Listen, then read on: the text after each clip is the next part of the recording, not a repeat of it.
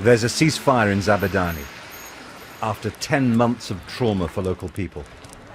The army has a few outposts, but they're not shooting now. The regime was forced into a truce because their men could not dislodge the rebels. Zabadani is a half-hour drive from the center of Damascus. Since Wednesday, most of it has been in the hands of the rebels. I saw pockets of damage from the fighting with a local activist who said he'd be in more danger if his face was shown.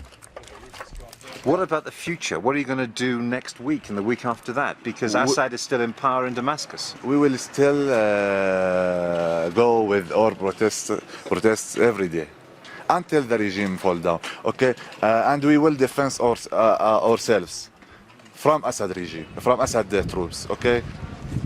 Zabadani's main square is now dominated by what Syrians call the independence flag.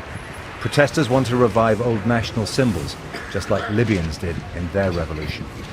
The fact that these people are effectively in control of their town, that they're able to walk here in the main square unmolested by President Assad's security forces is a sign that his regime is feeling the strain of the uprising. This moment may not last all that long, though, because President Assad's forces are still camped on the outskirts of this town. These are the local heroes, fighters from the Free Syrian Army, defectors from the regular forces and men who've taken up arms.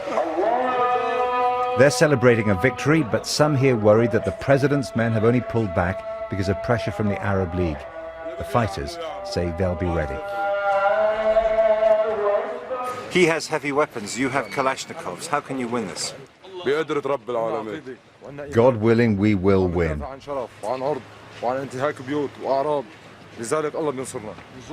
And he says we're ready to die for the women and children and to defend our honor.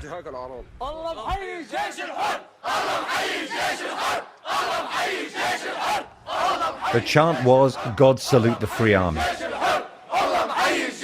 The truce, even if it's short, is the regime's first acknowledgement that the rebel fighters are changing the balance of power in Syria.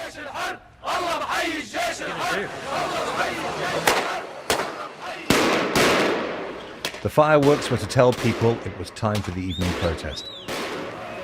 Zabadani isn't the only town near Damascus seething with rebellion, but it's the only one where the president has ceded power to the protesters. It's enough for me to have these 2 days of freedom, and it doesn't matter if I die tomorrow.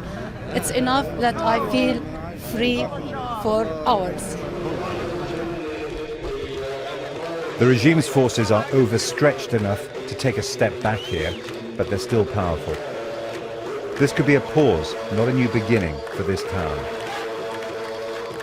Jeremy Bowen, BBC News, Zabadani.